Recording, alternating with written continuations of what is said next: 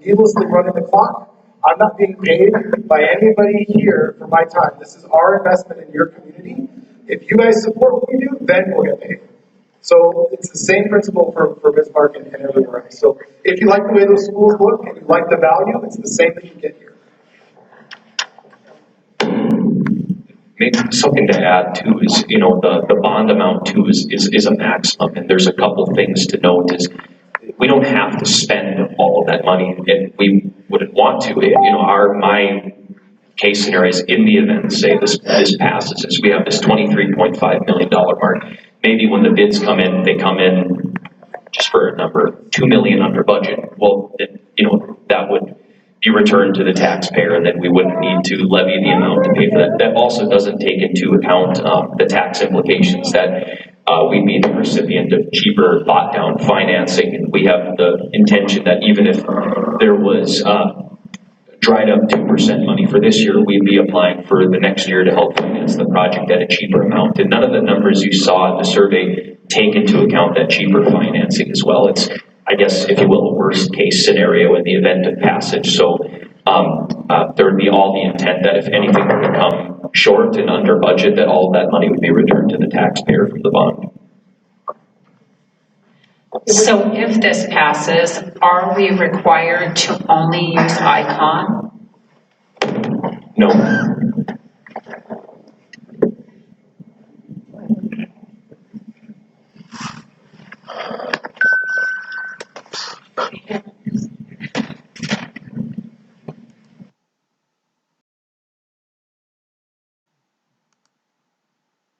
Can you please explain the CTE Center, what it means? So the CTE Center, I was involved in the legislature in 2021 and in the funding of the legislature and how that process worked. It is largely privately funded. The basis of the bill that I helped Senator Wanzik negotiate was the Watford City one, and you can look that up. It was largely privately funded. When we were talking through the logic of putting that language on the ballot, it was simply to be able to not tie the hands of the board, because at this time we didn't know. This is a few months ago, which all of us know how fast this has moved. A few months seems like years. CTE Center was a concept that came to be when the state contacted us, and I talked through it with the building committee, that their interest, they wanted to be part of expanding the skills of rural students. In fact, I think there was just a press release that they would like to have increase their number of students that come in contact with CTE centers by 5% in the next biennium. And so they were looking to expand. In September, Could you say what CTE stands for? Career and Technical Education. So like tradable skills. This guy's lifetime work would be exactly, if you can think through all the stuff he's done, that's career and technical education. Mrs. Walsh, Mrs. Mache, yep, Mrs. Walsh, Mrs. Mache. And so that, they contacted us, and they said that they would do anything they could to make it possible for Harvey to get a CTE center. That email came in December. I just about jumped through my chair when I got that from a state official. And so as we went forward with that, how we go forward with things, I didn't want to tie the board's hands in the funding if they wanted to even put $1 towards the CTE Center. If they do want to put $1 to the CTE Center, it would have to come through the board. They would have to decide that. They would have to vote on that. What is the goal of the CTE Center? The goal would be to provide tradable skills to the economy of Harvey and the region. There are schools that have to come in and support us. Since we're in kind of a CTE center barren area, we have 4 around us in Bismarck, Devil's Lake, Jamestown, and Minot, but none in the middle. A lot of the schools near us don't have access to these type of programs, so that's why the state was interested in looking at Harvey.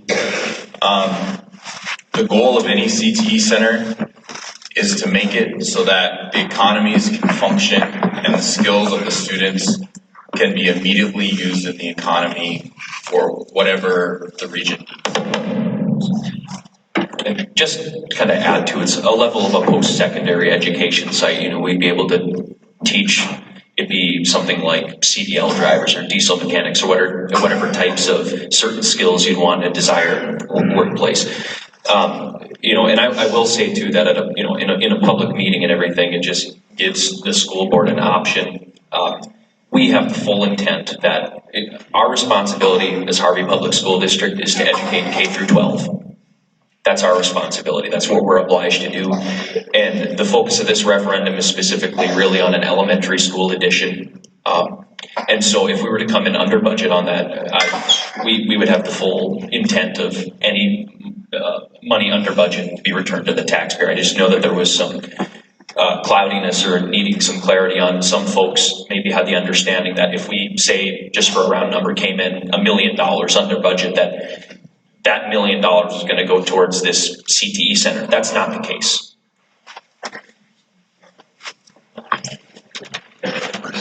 Where does the money for the CTE center come from? And if the money is going back to the people, then why did this just come up all of a sudden? This whole CTE thing, where does the money for that come from? The money comes from private folks fundraising money, and I believe that there's some level of a state match. I'm not from the state of North Dakota. I'm not certain on what that match requirement or amount is.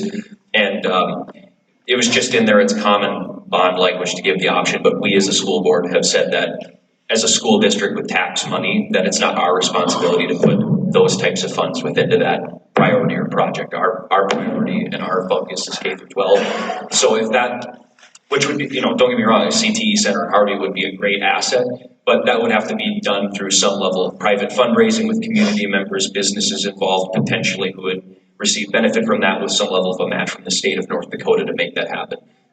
Perhaps the school district could be involved if they wanted to put it on some of the land we own or something. I don't know, to make sense. There's certain involvement here, but we have talked about on public record in a public meeting that our focus and responsibility is K through 12 education, and that's the focus of this bond, and we have every intent of returning any under budget money to the taxpayer.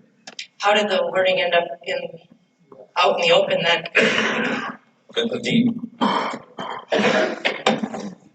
When we were constructing the ballot language, the lawyer asked me what and how the money could be used, because since this is running through the special projects fund, it has to be specifically stated in there. It cannot, this is not general fund money where it can be moved around for teaching and learning. So when we brought forward a proposed ballot to be voted on, that language was included in there, and then we voted on the ballot. And our lawyer, Scott Wagner, included it simply to not tie the hands of the board at that point, and that was the reason of why it went in there. And if this is the facility they're talking about turning into a CTE center, correct? Not necessarily, no. But isn't that how it was presented? That was an idea that there was some verbiage on a flyer because there was some people, one of the points in the survey was if this building were to be abandoned, we wouldn't want it to turn into an eyesore. The only problem is that I've heard things about them putting a brand new facility if that were to, in event, happen, but all that would make sense. But in theory, in my theory, a career and tech center would if it was owned by the state or however the ownership works, it would still be a state-owned or a government-owned building and have to abide by ADA. So if we're having the same ADA concerns here as far as price tag, it likely wouldn't make sense for a CTE center as well. But again, these are things that are, so far, I say it would be like a cherry on top if somehow that were to happen, but it's ultimately not the focus or the responsibility of this bond. But the wording was there.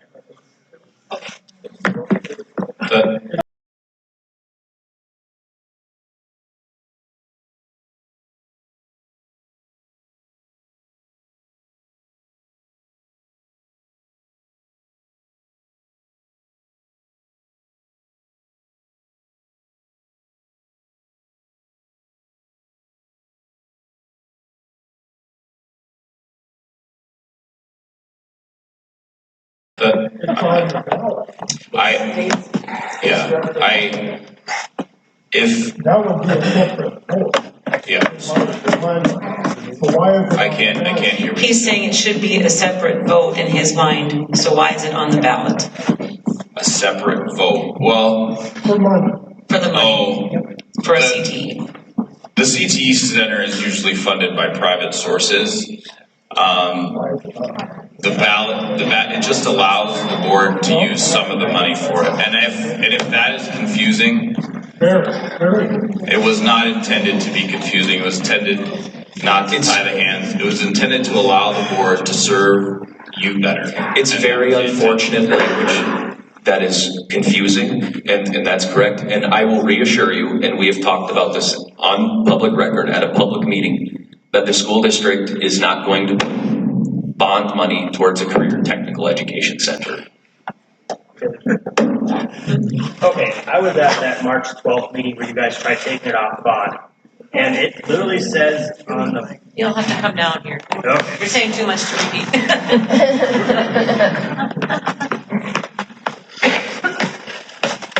So I was at the March 12th meeting where you guys tried taking it off the bond and realized you couldn't. You changed the wording on the flyer that you had originally designed to, you had said to the 1961 part of the grade school. Our superintendent said that the grade school classrooms were grandfathered in, so we wouldn't have to worry about that, about the ADA compliance and all that stuff. I talked to Kyle. Kyle had, you can give it to him. So everything's grandfathered in. If it's built and the laws change, everything's grandfathered in as long as we don't modify it. If we modify a majority of the space, which that's the wording in the code, which is up to the building officials, then you have to bring anything up to code. Is that a different rule for a CTE center? No, but let's say that they are only using, like for example, let's say they're just using 4 classrooms and then the rest of this gets shut down somehow. Again, we're not involved in this, but I'm just saying, if you have 4 classrooms and you're not modifying them, then they would be grandfathered in. But if you're trying to say, I want to use all of this space, then you might run into issues. Right, but the 61 part would be the newest part, which would have the least amount of issues. Correct, and they modify the codes every 3 years. So there's still been about 10 revisions, since then. So I imagine that there could be some things. So if the board was okay with it being in there, why did they try taking it out? Well, the point is to not further confuse, because we're not using bond money towards a career technical education center. We're not going to. It says you are. But it's languages, the language is in there because it gives the school board the option, but we as a school board have said that we're not going, if we came in under budget for the elementary school edition, in the event of passage, we would return that money. You to do the realize taxpayer. at least 4 members could be gone by the time the school's done, so you'd have a new board to make that decision. That would be on. That would not be what you guys are saying, and they could do it themselves. The bond is a contract, right? At the end of the day, I brought the lawyer's recommended language to the board, and they passed that ballot. When you're talking about the March 12th meeting, when we realized it was confusing, they talked about trying to take it out. That would mean that we have the 65-day rule for an election. So then we would have to change the whole election.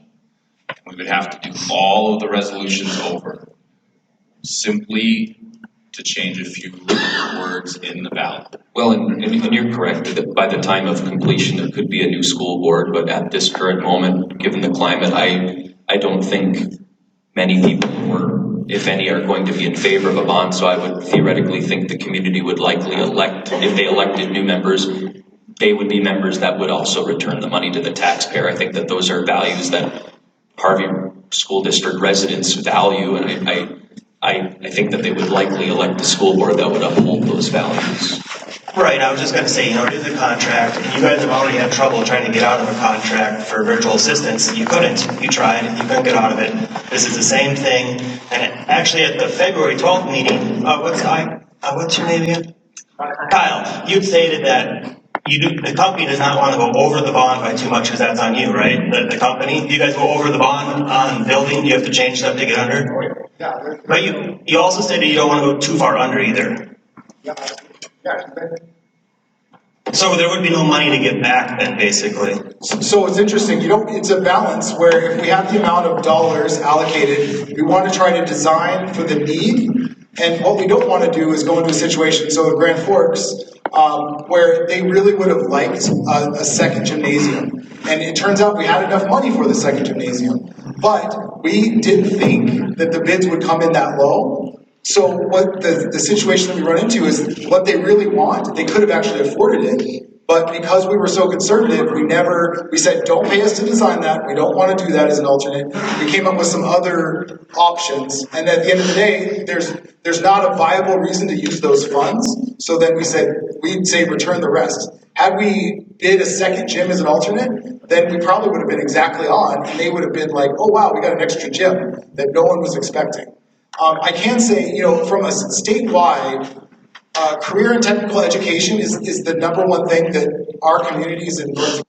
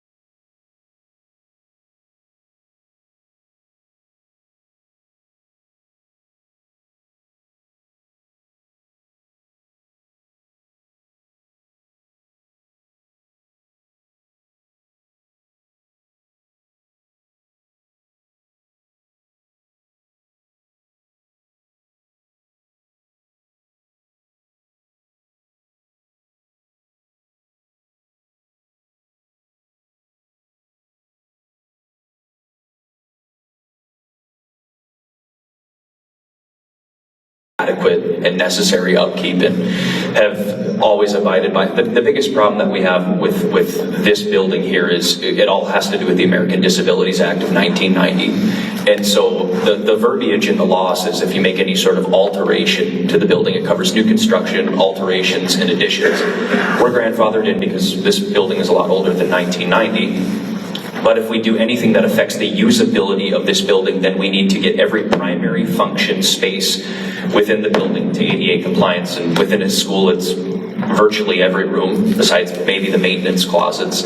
And so to tear into every doorway and wall because the corridors aren't wide enough, or to make sure that the locker rooms are ADA, how would we make the gymnasium ADA compliant? There's going to be a huge project, and I know everybody would be able to understand that. That's where we come up with that huge price tag. Is the biggest part is getting this building to ADA compliance, and if you have all the walls open and everything, then you might as well redo all the electrical work and things. But that's the tough part about the law with ADA, is not every type of renovation is considered an alteration if it doesn't affect usability, like replacing the electrical work or re-roofing or replacing the flooring. But for example, if we were to do an HVAC project, because ADA has stipulated requirements of where thermostats need to be placed to a certain height requirement to make sure it's usable for everybody, now that triggers ADA, and now we have to get this entire space to ADA compliance. I thought you also addressed that, Kyle, on when you said if a majority of the building is being altered, would we not be able to then do it in segments where we did a minority of the building, updated a specific minority of the building, and then over a period of time put forward another bond issue, say 15 years down the road, to address the newer section of the building and have that be updated? According to federal law, the American Disabilities Act of 1990, if we were to make any structural alteration to this building, it's considered an alteration affecting the usability of any space within this building. All primary function spaces within this building would have to become ADA compliant as a result of that. And so it would trigger that law. And so every classroom, obviously the lunchroom, the gymnasium, the locker rooms. So primary function would be any space within the building that is intended for primary use, which within the school is virtually every room. And from my reading into the American Disabilities Act is, if we were to make some level of a structural alteration, that would be triggered, and we'd have to get the entirety of the building up to code within the context of whatever project timeline we have. So what were you addressing then, Kyle, when you said the majority of the building being updated? So yeah, so that was a very thorough, and I appreciate the background there. So what we like to say is, when you say a majority of the space, for example, if we were to add a mechanical system to this space and add air conditioning, for example, we would say that you're impacting a majority of the square footage. If you were to, add a step over there, and it's just, let's say it's one step and one stair that you change, then that would be something where we would interpret maybe that's not a majority. It's really tricky because codes it's not black and white.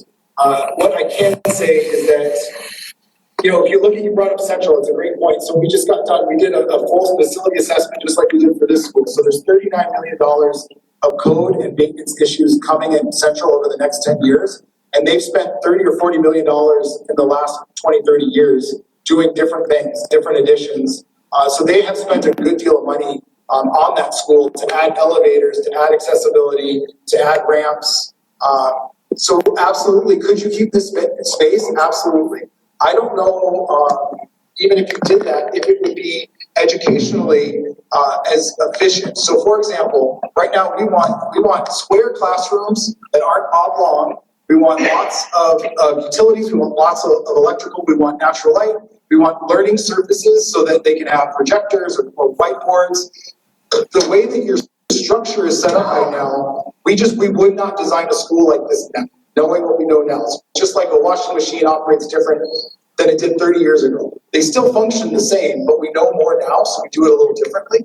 So our goal is that we would be setting up everything as flexible as possible, because we now understand that we don't know everything. So if we're going to, sink our teeth into, we like these stairs, well, that might not be something that makes sense in 30 years. So we try to avoid that at all costs. So we try to keep things simple and flexible so that it can change as times change. you absolutely could invest in this space. It will be about the same. It could be a little less, it could be a little more, it depends, right? The data's there. That's your guys' prerogative, but the survey said it was almost like 8-1 to not spend the same money in this building. And so we're just honoring that. We'll do whatever our client tells us to, but you would, you'd still be in this gym, that you'd still have some issues. There's no way to make this accessible. We'd have to knock this all out, which would then affect the gym, the locker rooms. So we're working through this exact issue in Devil's Lake, where they have a beautiful historic gym that is functionally not accessible. And the only way to solve it would be to knock it all out. So in the $23.5 million, are there costs for the demolition of this building? In the 23.5, no. So will that be a separate bond issue we'd have to face somewhere in the next, if we're no longer using this space? Because I imagine it would be expensive to demolish this building.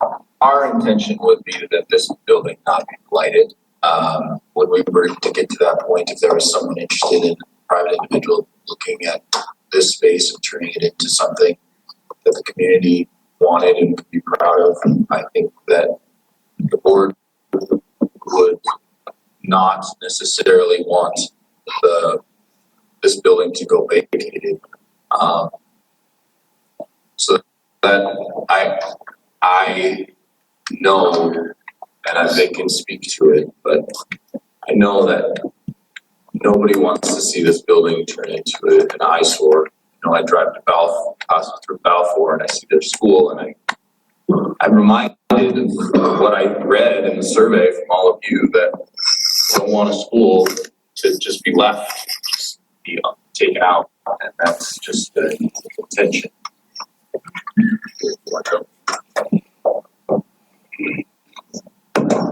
I know there was a couple of things mentioned, with a building like this, if you were to vacate it, there's, when private individuals can take something over, if they have the interest in doing so, they don't have the same guidelines and regulations that a public building has to abide by. So, an idea is you could put an RFP out, to see if there are folks that are interested in acquiring the property and doing something with it.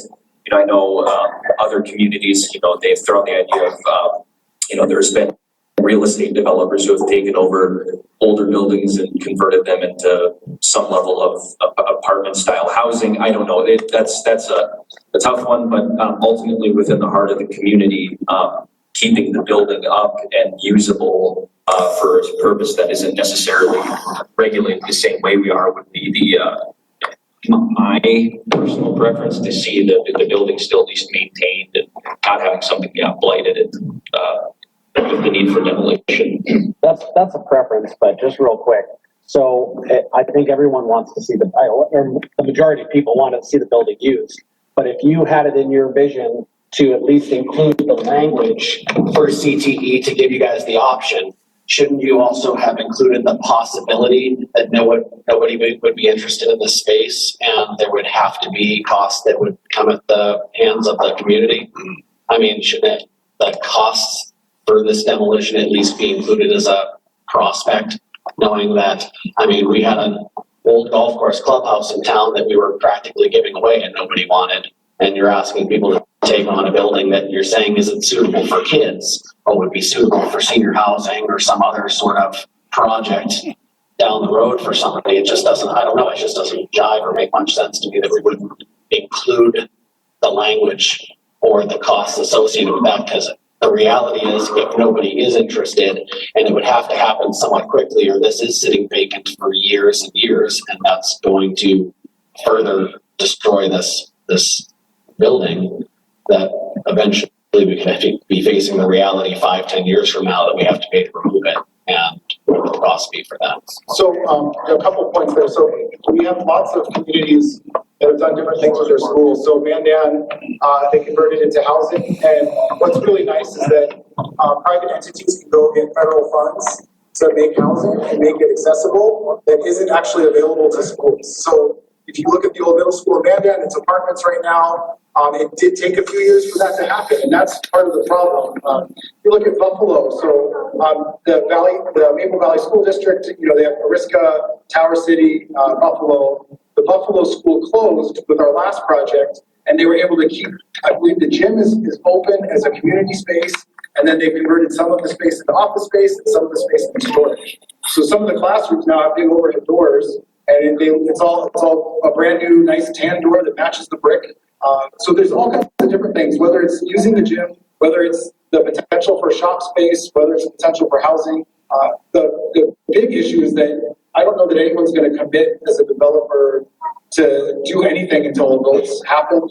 Because even if a vote happens, we're still in this building for 2-3 more years to do that. And the last thing I'd add is that while $23 million project is a big number, demolition cost, I mean, it might be 150,000, it might be 100,000, it might, there's a group of people that come in and pull down brick and pull down stuff that we did in Maple Valley, and they come in, they pull things down, they did that in half as well. So it's not going to be $1 million cost to demolish the place. Is it going to be a real dollar amount? Absolutely. We can absolutely try to discover what that amount would be.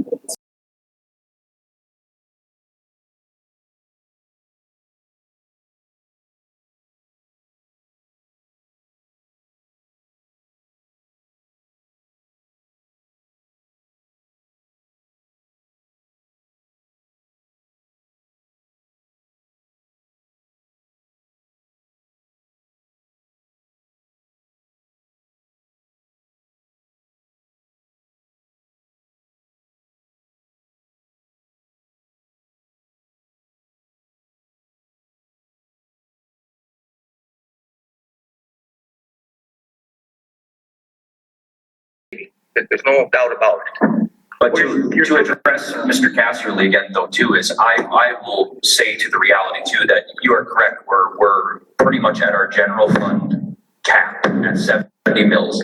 We have a miscellaneous fund that isn't tapped into, so we're not at an overall cap to operate just yet.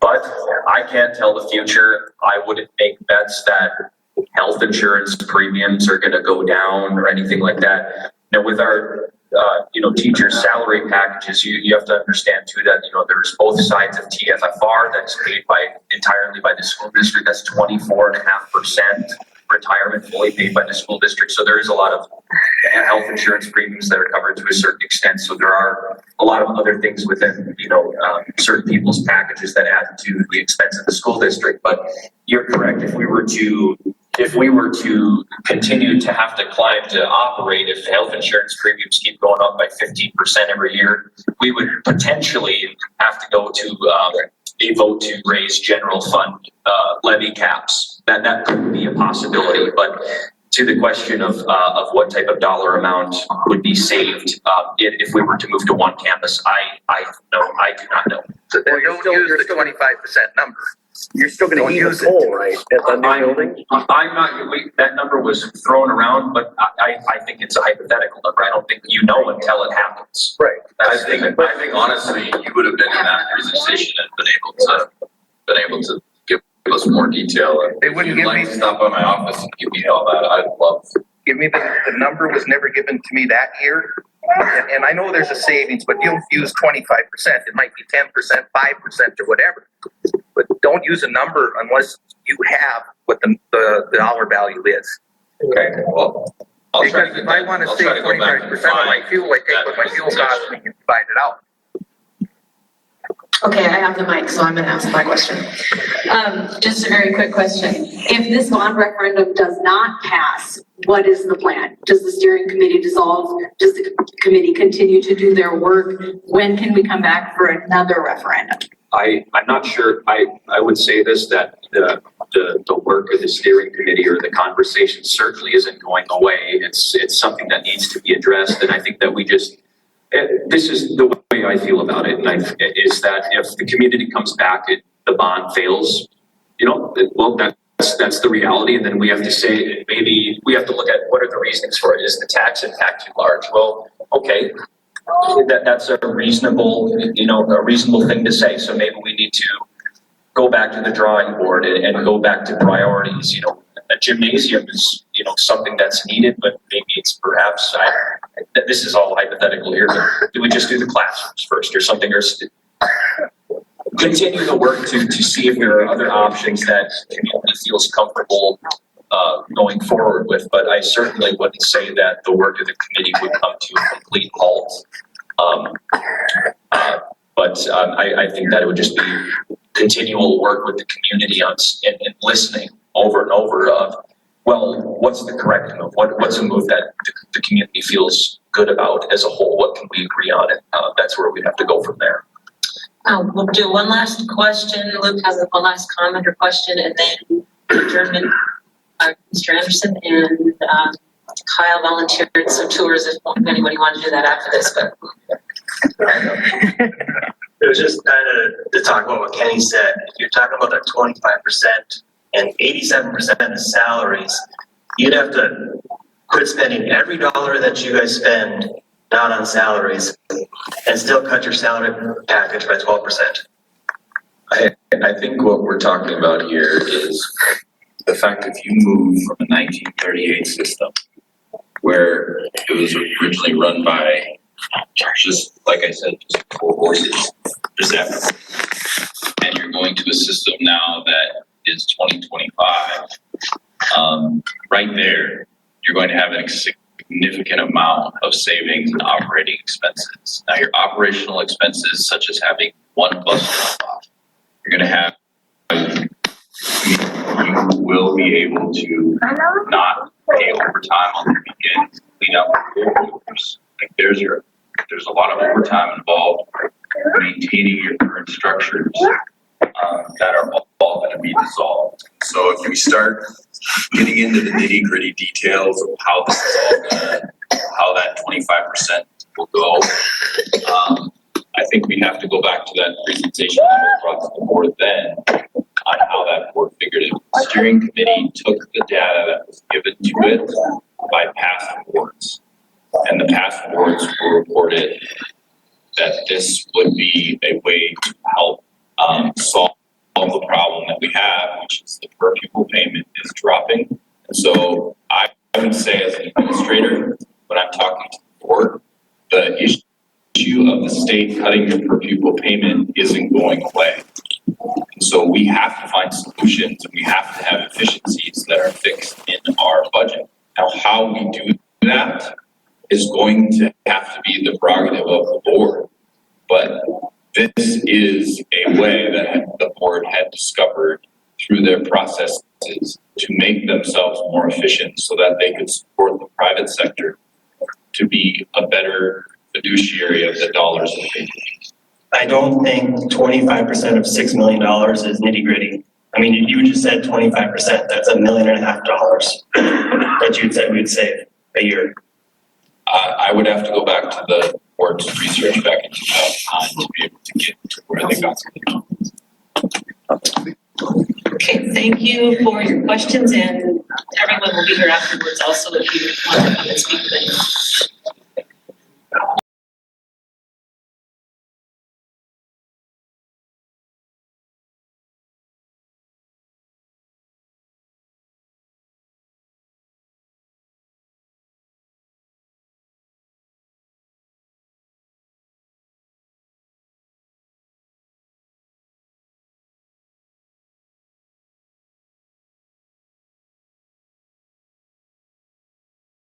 Talk about the CTE wording in the bond vote, and I'd like to just explain that a little bit. Again, I'll talk just a touch about this. First of all, I spent my life for 38 years. I was a CTE teacher and taught students, and I this pretty dear to my heart. But a lot of students that have went out and did a lot of things because of that. We have probably one of the finest CTE programs in the state of North Dakota, right here in Harvey.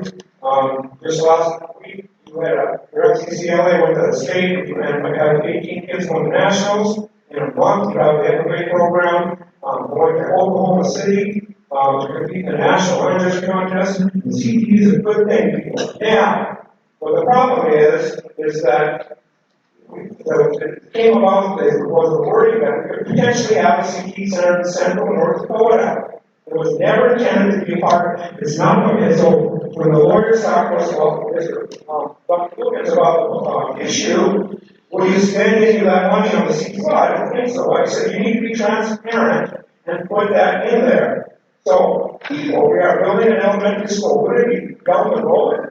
Wouldn't it be awesome to have a CTE center that we have some 8 to 9 schools that come in and add to what we already have? We already have wonderful things to add to help our students. That's all it is. So please don't twist that too much. The thought behind that is all good thoughts. It's nothing evil. This board has good intentions. They have good thoughts on how to build an elementary school and to help our students and to help our teachers. That is our thought. And again, this board is for you. All right. Anybody else want to talk? No. We have no dollars in this budget for CTE. There's no square footage allocation or plans or anything that's ever shown anything with CTE. And that's not, no one's ever seen that because it doesn't exist.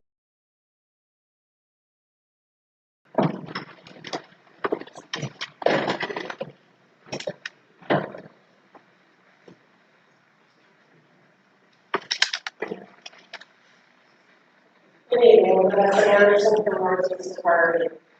Vanessa. Okay, thank you. I've been pretty quiet so far, but just had some things rattling around in my head that I felt compelled to share.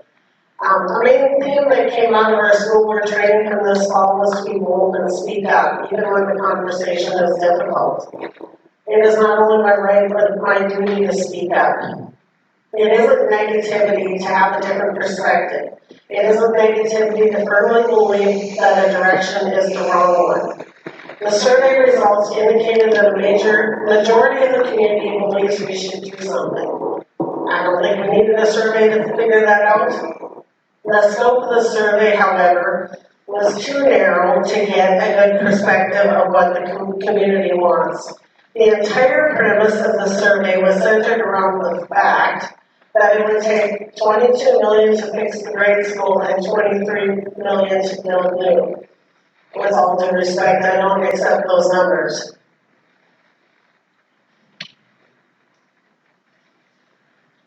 We've been told all along that any major renovation to the grade school would trigger the requirement to mitigate all code violations.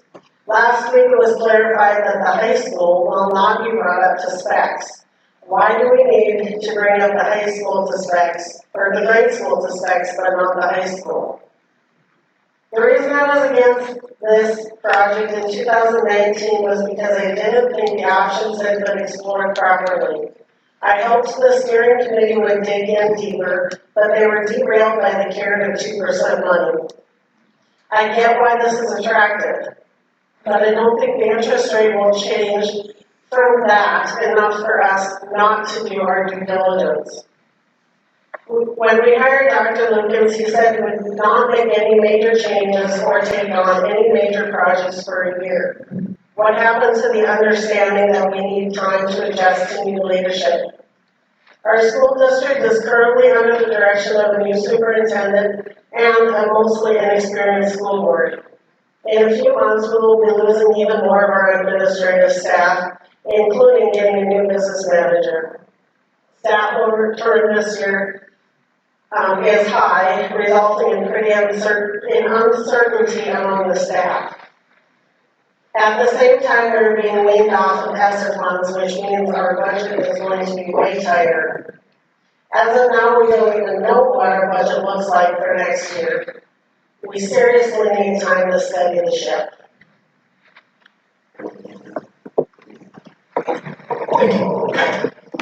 Also accessible to people with disabilities. Travel requires an additional 20% of the cost of updating those primary function areas to be allocated to that path of travel. Does that make sense? Well, I'm sure it does to most people. When you say the path that travel, what are you referring to? I'm talking about the physical path of travel from where you enter the site, whatever facility it could be, like the parking lot or the public sidewalk, the entire path of travel until you get to the area that was undergoing the alteration. If it's a school, let's just say that the gymnasium was altered, it underwent a substantial renovation. If that's the case, then you would calculate the cost of the alteration to the gymnasium, and you would figure out what 20% of that figure is, and you'd be responsible for spending that additional 20% to update, the restrooms that serve the gymnasium. We're not required to spend more than that 20%, but up to that 20%. And the idea is that, now the gymnasium is accessible, the areas that serve that gym should also be accessible within reason. Okay, so when you were talking earlier that changes to be made as, what was that word that was in the law? Was it feasible, or what was it again? Well, the planned alterations are to be made to the maximum extent feasible within the scope of the work being performed. Okay, so they could take and break this down in 1 year, maybe work on the gymnasium, but then they'll have to take 20% to update adjacent bathrooms, like you said. Well, technically that should be done at the same time. Right, but the point would be 20% of the cost of whatever remodeling you were going to do of that section. Mm-hmm. So when you talk about this pathway plan, so a school could actually do that. They can make a plan. Well, this year we're going to do this, which will have to include these ADA updates. Yes, let me touch on that. You're getting a little ahead of me. Okay. This is just when you have planned alterations not made for program accessibility. This is just where, you say, okay, we have the gym, we're going to update the gym because it needs updating. It's not saying that we're updating it because it needs to be accessible. We're saying, in this context, the gym's getting updated because it's old and we need a new gym. Okay. Program accessibility is a different concept that could, not necessarily has to, but it could require physical alterations for accessibility. So what program access is a concept within the ADA that any Title II entity, which a public school is as a component of a state or local government, that the programs offered to people with disabilities need to be accessible to people with disabilities within the resources available to that entity. Okay. Sometimes that means that physical alterations are necessary, but it doesn't mean that they're always necessary. Let me read through you just one passage from program accessibility about the methods to achieve program accessibility. Okay. It says that a public entity may comply with the requirements of this section through such means as redesign or acquisition of equipment, reassignment of services to accessible buildings, assignment of aids to beneficiaries, home visits, delivery of service at alternate accessible sites, alteration of existing facilities and construction of new facilities, use of accessible rolling stock or other conveyances, or any other method that results in making services, programs, or activities readily accessible to and usable by individuals with disabilities. It goes on to explain that the methods that provide the most integration appropriate for the setting are prioritized. Okay. So essentially what that means is that the school needs to evaluate what programs it is offering to the public and to students, and to ensure that those programs are accessible to students. That doesn't necessarily mean that everything needs to be made accessible. That means that there needs to be enough accessibility so that people with disabilities have access to the programs. And they can do this, but they really have, it's not necessarily, I mean, it is a complicated planning issue, but it can be done without making everything accessible. There are just a lot of different available options to ensure that program accessibility is met. Sometimes that might mean that physical alteration is required to make programs accessible. If there's only one gym at the school, that might be a reason for the gym to have to undergo an alteration. But it's one thing that's also important to understand is that if program access is the reason for a planned alteration, then that path of travel obligation that we spoke about earlier is not required. Because in those circumstances, the entity is already making good faith efforts to improve the accessibility, and because of that, the ADA basically says, well, you're already making good faith efforts to comply with the ADA. We're not going to slap you with additional obligations.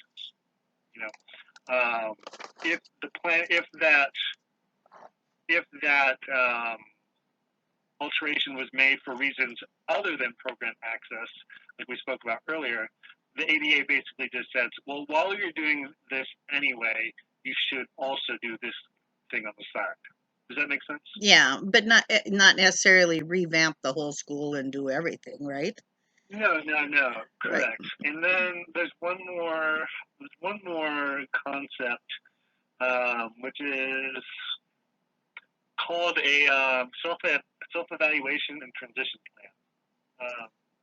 Every Title II entity that employs 50 or more people is required to have a transition plan. I think they're also required to have a self-evaluation, which means the self-evaluation is where the entity evaluates its facilities and its policies to understand where modifications might be necessary to avoid discrimination on the basis of disability. When it comes, performing physical, facility audit could be would be part of the self-evaluation of the facilities. Another part of the self-evaluation would be policies such as, if there's a swim program, if it excluded people with disabilities based on the fact that they have a disability, that could be a problem. Oh, yeah. Or, let's say it's a voting program that says you need to be able to swim. That would be an acceptable policy because it's part of the safety aspect of it. But if you are prevented from participating in a voting program because you're in a wheelchair based on the assumption that you can't swim because you have a disability, that's where that would need to be corrected. So that's the self-evaluation. Now, the transition plan is the execution of determining what physical alterations are required and prioritizing them on a schedule. And this can be a multi-year project. It doesn't need to be a one-year project, but it can be multi-year. But if it is multi-year, it should be outlined what barriers are going to be addressed on a schedule, yeah, I got each year. So let me ask you. Oh, I don't want to interrupt you. Go ahead. But yeah, just to finish this idea. Yep. The transition plan outlines what barriers are addressed within the schedule, who is responsible for making sure that the transition plan is executed, and what methods might be necessary to ensure program access before certain alterations can be addressed. Mm-hmm. So even if you have a plan that says, okay, well, in 4 years we're going to address, this barrier that we identified as not as much of a priority, or it's just more difficult right now because we don't have the funding to address the barrier currently. if we address it in 4 years' time, this is our game plan until that point to ensure that our program is still accessible. Gotcha. So there does need to be a plan. You just can't say that, oh, it's not accessible now, we'll hit it in the future, but until then, good luck. There does need to be an effort made to make programs accessible. Well, I'd like to ask you kind of a hypothetical scenario. What if we had a superintendent that basically when something needed to be repaired, instead of repairing it, because their goal in their mind would be to do all this big building and stuff, if they told maintenance and etc. not to make those maintenances and not to fix things on purpose, so that it would look like you're going backwards, and maintaining, would that, just let me ask you, would that be like a major situation for a person, for like a school, if they think that's going on? What I can say from an ADA perspective is that the ADA requires a Title II entity to maintain its accessible features. Okay. So if it's an accessible feature like ramp up into an elevated doors, a door that becomes, maybe it's excessively heavy or misaligned over time. Anything that's required to be accessible, again, for program access especially, anything that's required to be accessible is required to be maintained by the entity. Okay. All right. I appreciate that. Chris, your name's Chris, right? Is that what you said in the beginning? Yep. And what's your last name, Chris? Murphy. Murphy, did you say? Yep. Okay, all of a sudden it's like you're getting softer. So you're from the Rocky Mountain, right? Wasn't that where I called? Rocky Mountain? Rocky Mountain ADA Center. ADA Center. So if I pass this information on to like some of our board members and stuff, can they call you with any questions? Oh, absolutely. Okay. We are a resource for anybody with rights or responsibilities under the ADA. We're unbiased. I would say, everything that we do is confidential, and I would say that you would have to provide permission in order to discuss our conversation, in order for me to discuss our conversation with anybody else. Would you need it in writing, or what would you need? No, I just need your permission to do that. So be there, give the first verbal permission type thing, and that's it? Not even that. Okay. I'm just saying that everything that we say is confidential. Okay. I just want to make that clear. So if confidentiality was important to you, that's what we maintain. You can pass on our information, and I can have an entirely separate conversation with them about anything that they bring up. Okay. If you provide permission, we can refer back to the conversation that we just had. Well, I give you permission if somebody from Harvey, North Dakota calls you on this stuff, okay? Okay. All right, if that works for you? Yep, that works for me. I just wanted to let you know that that's within your powers of decision. Oh, that's but yeah. And then, if the superintendent calls us, it's the same story. Yes. I'd have answered whatever questions that he had, and I couldn't discuss anything that we talked about, again, without your permission. So, I appreciate that. Yeah. All right. We're just trying to get to find out what our obligations are so that we can, as a community, fulfill those obligations. Yeah. And obviously we care about our kids, So. Yeah, absolutely. And just to summarize our conversation, and now we went into a lot of detail, but the major thing is program accessibility, so that programs are accessible to people with disabilities, understanding what facilities might need to be improved in terms of access to make programs accessible, and then scheduling a timeline that's appropriate for the resources of the entity in order to do that. One thing that I did want to mention is that the program accessibility requirements have existed since the adoption of the ADA, signed in 1990. Okay. And specifically, I want to find, it says, where structural changes in facilities are undertaken to comply with the obligations established under the ADA, such changes shall be made within 3 years of January 26, 1992. So technically, physical changes for program access should have been completed 29 years ago. And they were. They just need updating. Yeah.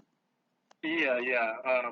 So it's just, that's the context that the superintendent may be operating under, that is way overdue.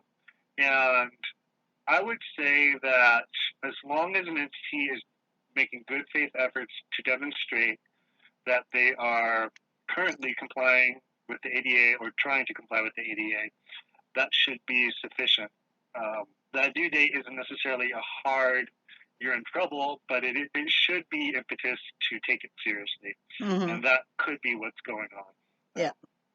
Just wanted to give you the context of that. And it's one of those things that if it ever did go to a federal judge, the federal judge might look at that date and, it might be a reason to reject certain arguments. If a school system said we didn't have the money to make this happen, the judge would say, you've had 30 years to do it. How could you not have that money? You've had 30 years to plan for it. So it's one of those things that it should be aware of it.